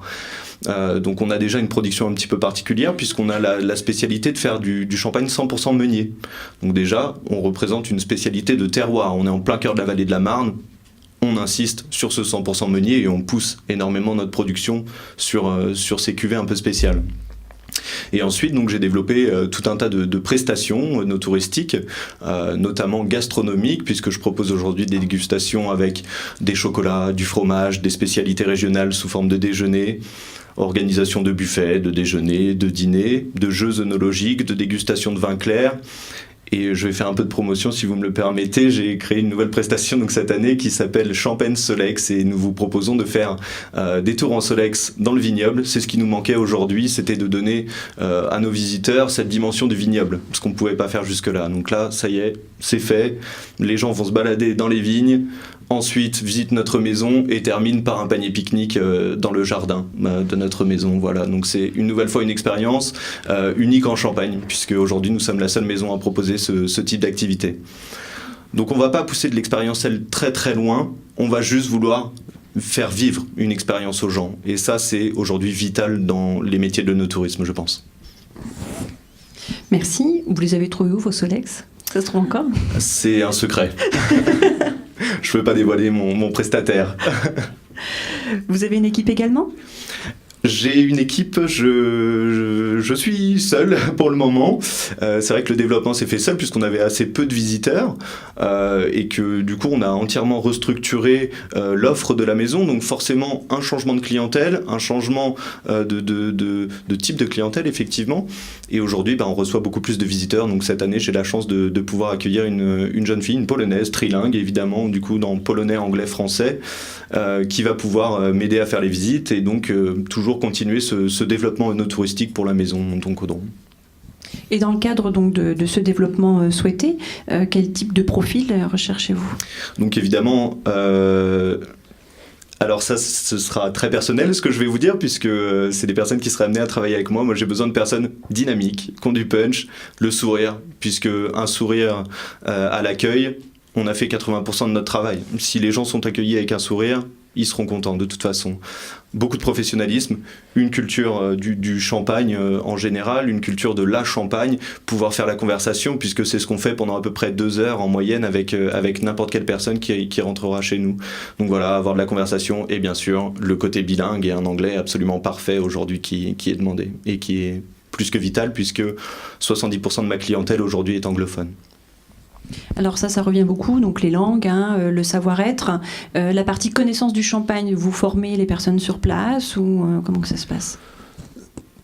Une personne qui a certaines connaissances, ce sera évidemment beaucoup plus facile, mais c'est pas la chose la plus importante pour un poste no touristique. Je vous parle des champagnes d'Caudron une nouvelle fois, puisqu'il y a des maisons qui vont être beaucoup plus exigeantes sur le côté champagne. Moi, je pense que si on a la passion, on apprend facilement. Et qu'à la dégustation, aujourd'hui, tout est construit pour que ce soit très ludique. Donc, que ce soit un visiteur ou un futur employé, ce sera très facile de comprendre la dégustation du champagne et la façon dont on a envie de l'amener aux personnes qui viennent nous visiter. Victor, oui ?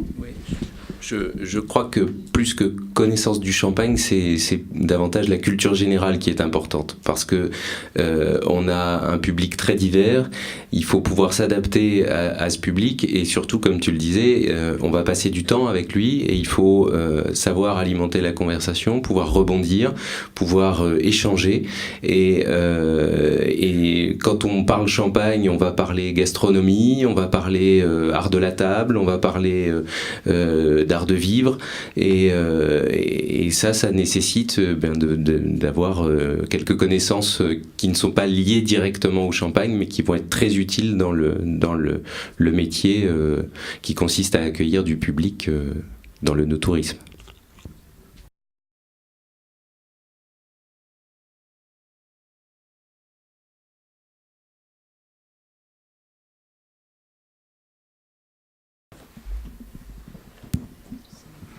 Merci. Donc, nous sommes dans les temps pour les conclusions. Donc, messieurs, je vous remercie tous les quatre. Et puis, donc, pour les conclusions, donc, monsieur Jean-Luc Barbier, président du comité scientifique de la mission Coteaux, Maisons et Caves de Champagne, et Claude Maréchal, donc, président de la Maison de l'Emploi et des Métiers d'Épernay. Bien, c'est avec plaisir que je salue chacune et chacun d'entre vous. Est-ce que la conclusion n'est pas peut-être de passer à la dégustation qui nous attend? Nous avons beaucoup parlé du champagne, il est peut-être temps de l'apprécier. Alors peut-être plus sérieusement, un mot d'abord peut-être très général. On a beaucoup parlé de l'inscription de la Champagne à l'UNESCO. Peut-être rappeler en quoi ça consiste et quels sont les avantages et éventuellement les inconvénients. Cette inscription, elle a été obtenue à l'issue d'un travail énorme qui a mobilisé beaucoup de monde pendant 8 ans. Un investissement aussi financier. C'est un coût d'aller à l'UNESCO, mais il y a un excellent retour sur investissement. Il y a beaucoup de candidatures, mais il y a peu d'élus. Au total, il y a dans le monde un peu plus de 1000 sites qui sont inscrits au patrimoine mondial, qui sont essentiellement des bâtiments, des châteaux, des cathédrales, des sites naturels. Il y a quelques vignobles, mais des sites comparables aux nôtres, il n'y en a aucun. C'est le premier site de cette nature qui a été accepté par l'UNESCO. Donc, quand on dit l'inscription de la Champagne à l'UNESCO, c'est pas l'inscription du vignoble champenois à l'UNESCO, comme c'est le cas par exemple pour la Bourgogne. Ce qui est inscrit au patrimoine mondial, l'intitulé de la candidature, de l'inscription, c'est Coteaux, Maisons et Caves de Champagne.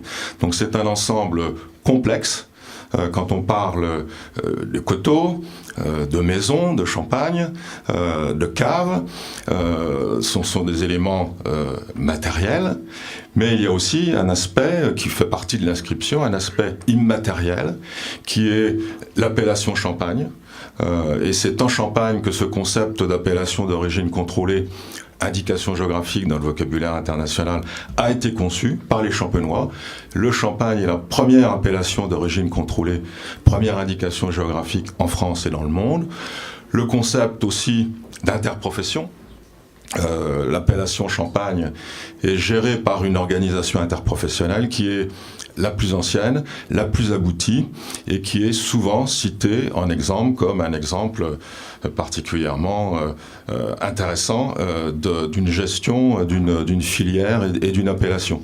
Et puis tout ce qui concerne l'image du champagne, sa notoriété, sa réputation, ses différentes facettes de représentation dans l'ensemble des arts, la littérature, la peinture, la musique et bien d'autres. Donc c'est tout cela qui est inscrit au patrimoine mondial avec des niveaux différents.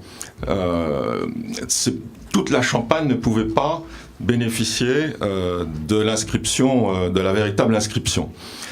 Donc il a fallu biaiser vis-à-vis de l'UNESCO pour obtenir l'inscription. Et on a retenu une espèce de trois sites témoins, 3 appartements témoins, qui sont l'avenue de Champagne à Épernay, la surface, le sous-sol, qui sont également la butte Saint-Nicaise à Reims, la surface, le sous-sol, et ce qu'on appelle le coteau historique, qui est au nord d'Épernay, autour d'Auvillers et d'Ailly. Donc ça, ce sont les sites qui sont véritablement et officiellement inscrits. Mais le dossier d'inscription comporte également ce que l'on appelle la zone d'engagement, qui, elle, s'étend à l'ensemble des 319 communes viticoles de la Champagne. Et donc ces communes, l'ensemble de cette zone viticole champenoise est concerné, bénéficie également de l'inscription sous une autre forme. Et donc, on a beaucoup parlé d'Épernay, de Reims, d'Ailly, de la vallée de la Marne, mais la Champagne, l'inscription, c'est aussi la région de Troyes, Bar-sur-Seine, Bar-sur-Aube, la Haute-Marne, la Seine-et-Marne, l'Aisne, Château-Thierry, Vitry-le-François. Tout cela forme un ensemble qui est également concerné par l'inscription. Alors, pourquoi cette candidature ? Quand la candidature a été lancée, elle a été initiée par une étudiante c'était pas Léoma, c'était l'école de commerce de Reims, qui est venue un jour me voir au CIVC et m'a dit pourquoi la Champagne n'est pas inscrite à l'UNESCO. Bah oui, pourquoi? Je sais pas. Au revoir, mademoiselle. C'était pas dans les préoccupations de l'époque. Elle est revenue à la charge. Et le processus a été engagé. Au départ, il faut bien dire qu'il n'y avait pas beaucoup d'enthousiasme. Hein. Et avant de convaincre l'UNESCO, il a fallu convaincre les professionnels, les vignerons, les maisons, les élus locaux, les maires, les conseillers départementaux. Ça n'a pas été simple. Il y a eu un certain enthousiasme de la part de certains. Il y a eu beaucoup de réserves et de retraits de la part d'autres. Alors, quels étaient les objectifs de cette inscription? Je crois que c'est important de les avoir en tête dans un cadre général.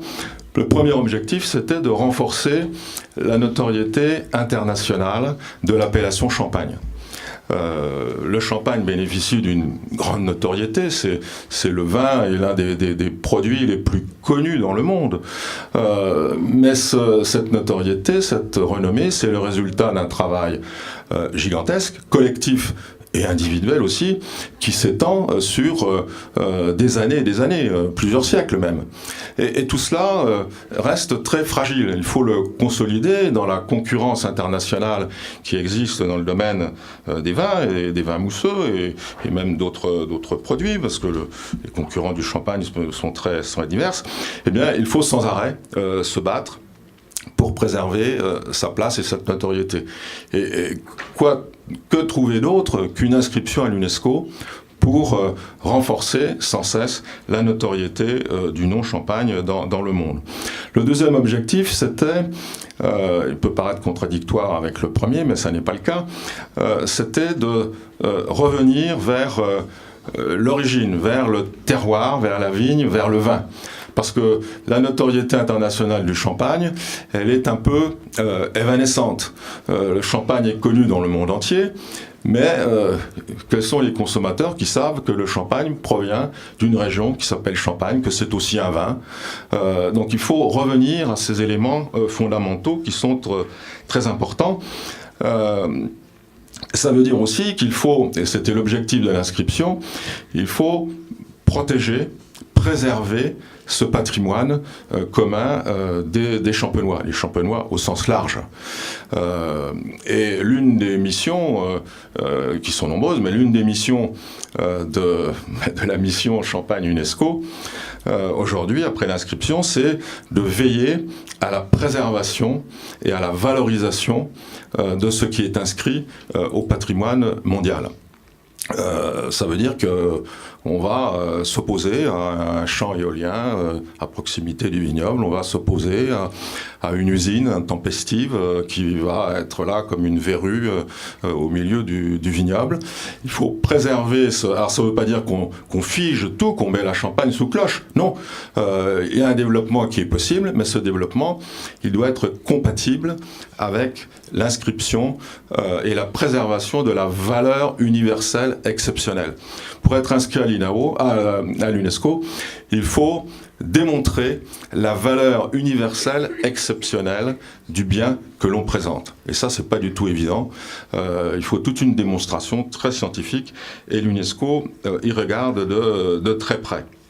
Et puis alors, le troisième objectif de cette candidature, c'est de contribuer au développement économique régional. Et là, on en arrive au domaine de l'œnotourisme.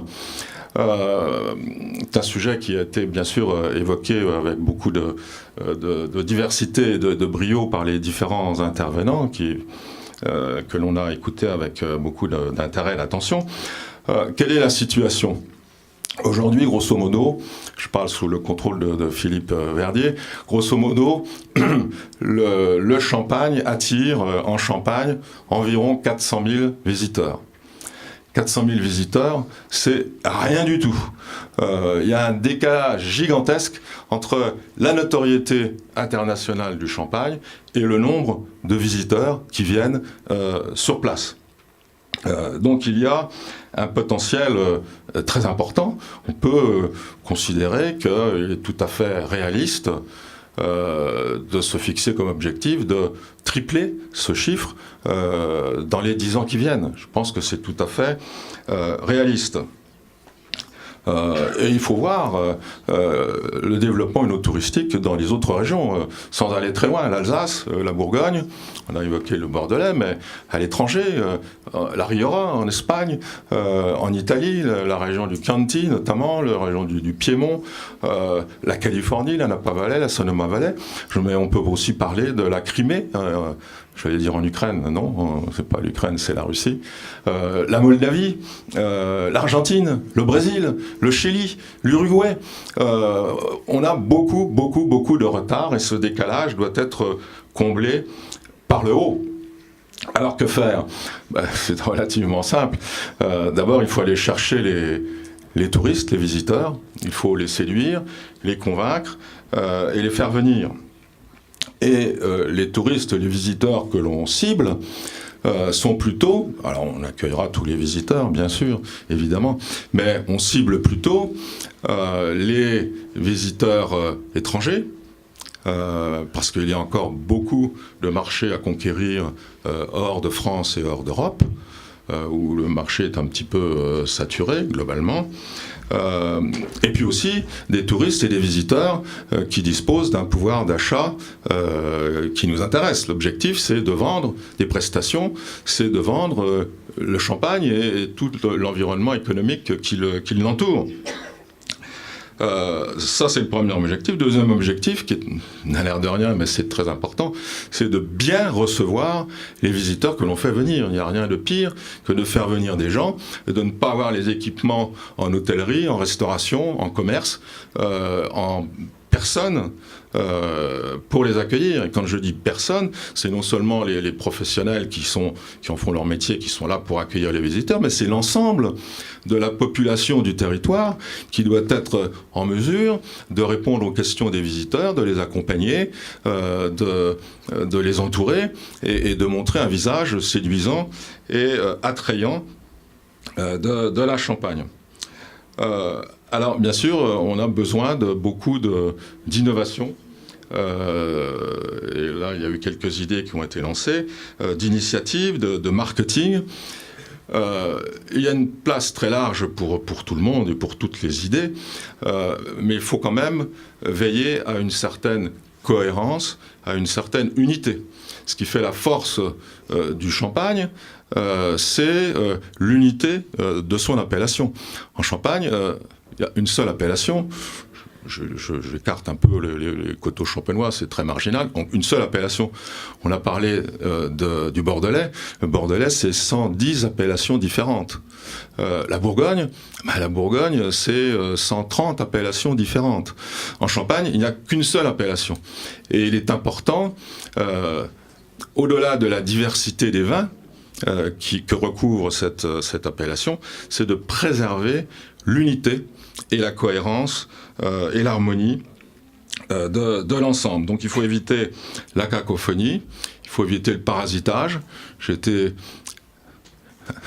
un peu interloqué lors de visites récentes auprès de différents professionnels, d'entendre des discours qui sont pourtant basiques sur qu'est-ce que le champagne, des discours qui sont un peu différents et parfois contradictoires. Donc il faut veiller à une unité, ne pas critiquer le voisin, ne pas se valoriser en critiquant le voisin, ça c'est complètement ridicule. Avoir des éléments de langage communs, c'est important. Et puis aussi prendre des idées, bien sûr, chez nos voisins qui ont des réalisations importantes en matière de tourisme. Mais il faut préserver la spécificité du territoire champenois. Il n'est pas question de faire dans nos tourismes champenois ce que font les Bordelais, les Bourguignons, les autres.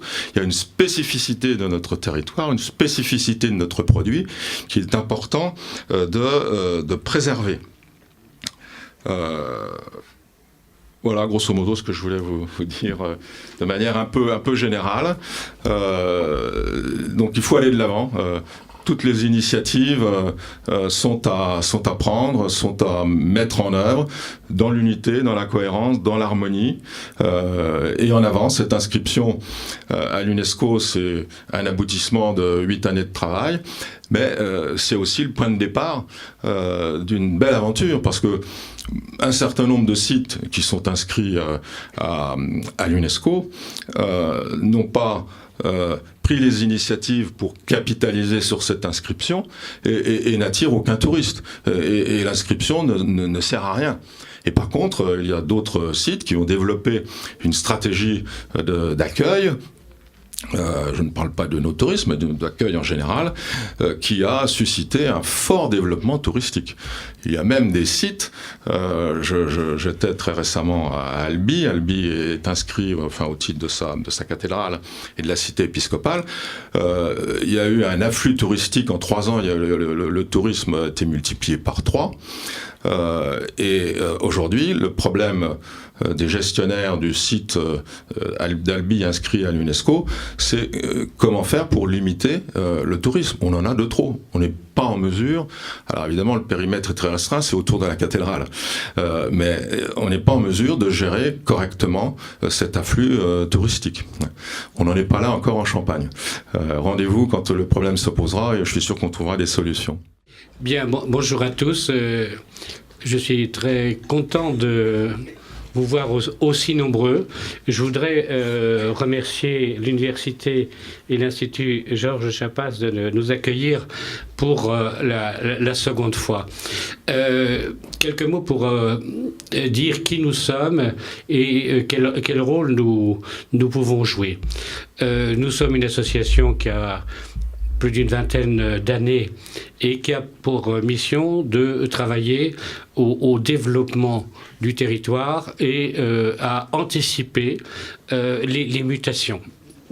Nous avions travaillé sur une spécificité également de notre territoire qui est les industries connexes du Champagne, qui est quand même un point très fort de notre territoire.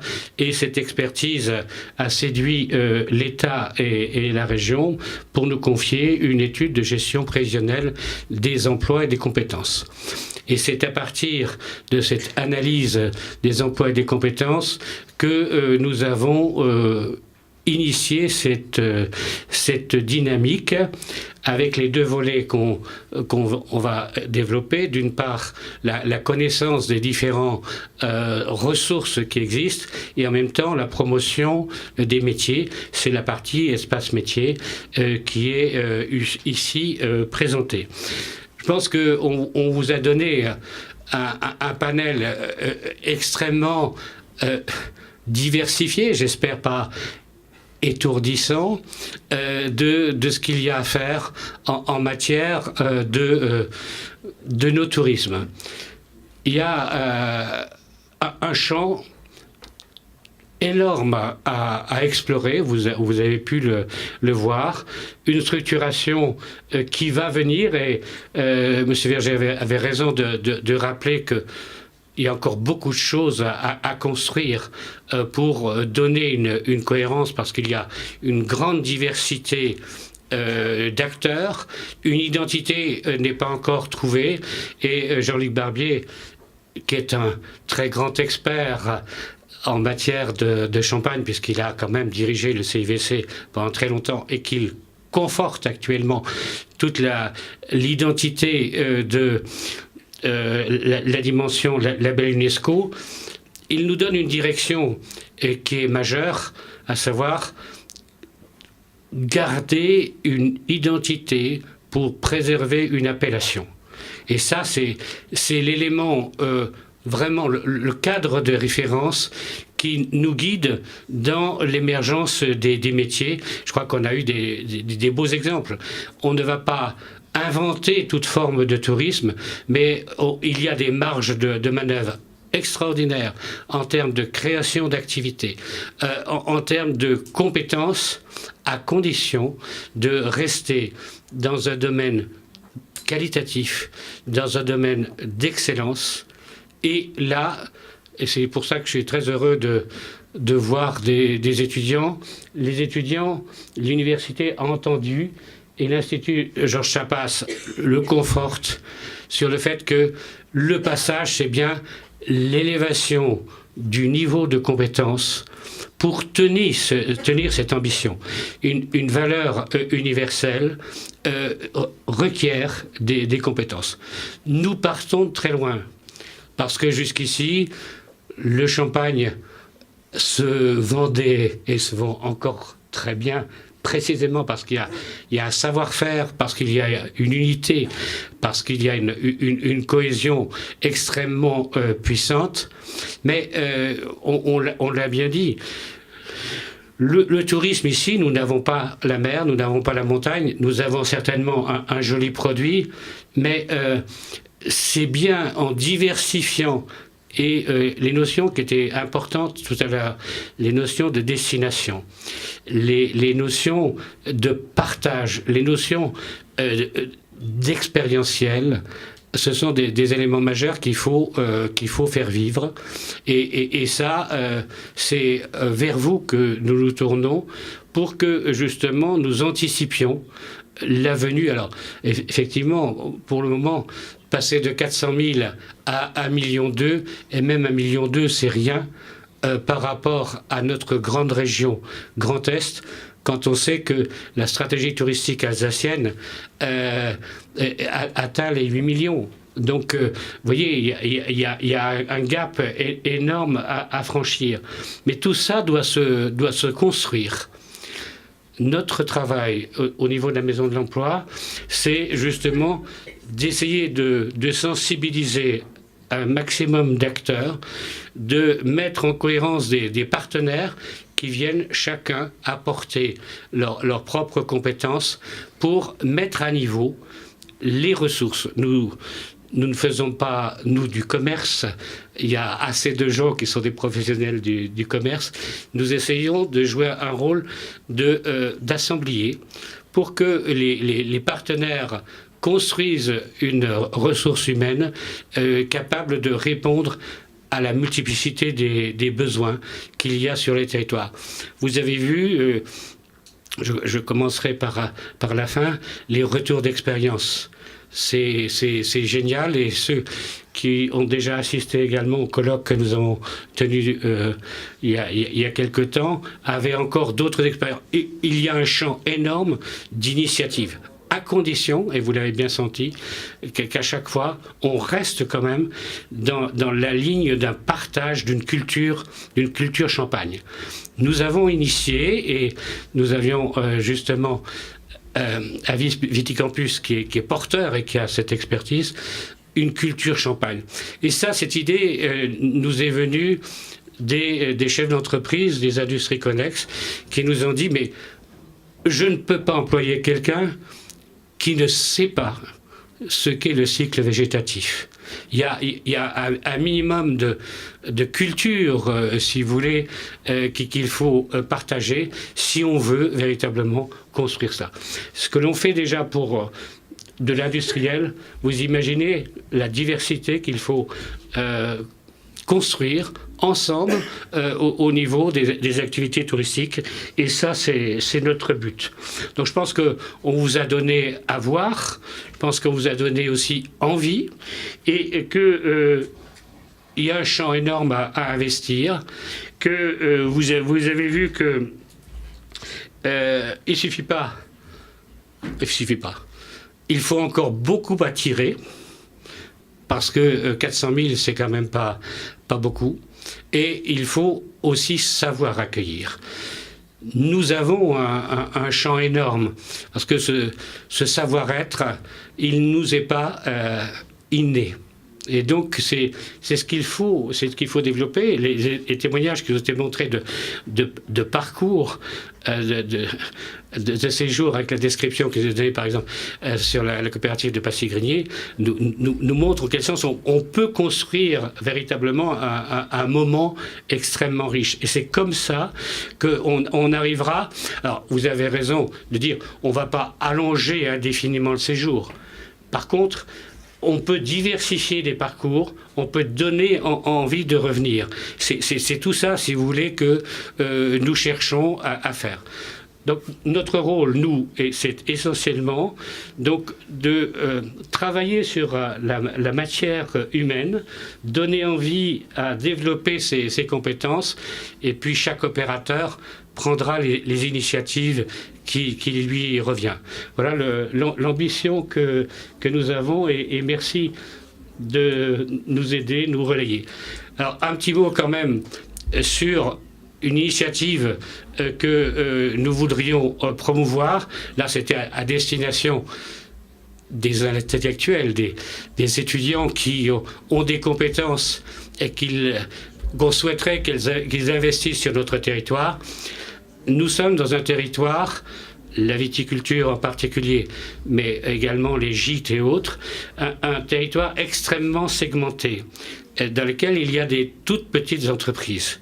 Et l'idée de groupement d'employeurs, à côté de la magnifique initiative d'ADECO, qui est là pour les grands événements et là pour donner la base même de ce niveau de compétence que l'on recherche. Le groupement d'employeurs, c'est vraiment une opportunité pour les petites entreprises, les TPE, d'ajouter, de monter en compétences en prenant un temps partiel qui va s'inscrire dans la durée. Et c'est ce que nous voulons faire pour élever le niveau moyen de l'offre touristique. Voilà un peu l'enjeu que nous cherchons à mener ensemble avec votre appui.